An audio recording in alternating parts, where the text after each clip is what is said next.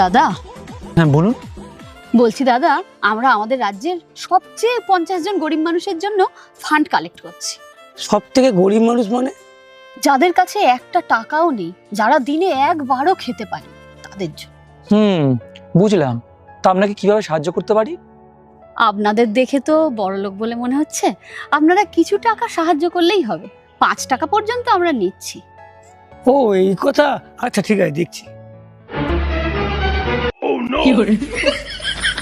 এ বাবা, ক্যাশ টাকা তো আনা হয়নি। কোনো ব্যাপার নয় স্যার, আমরা অনলাইনেও টাকা নিই। আচ্ছা ঠিক আছে, আমি অনলাইনে মেরে দিচ্ছি। 5 টাকা তো? আপনার নাম্বারটা বলুন। 7644।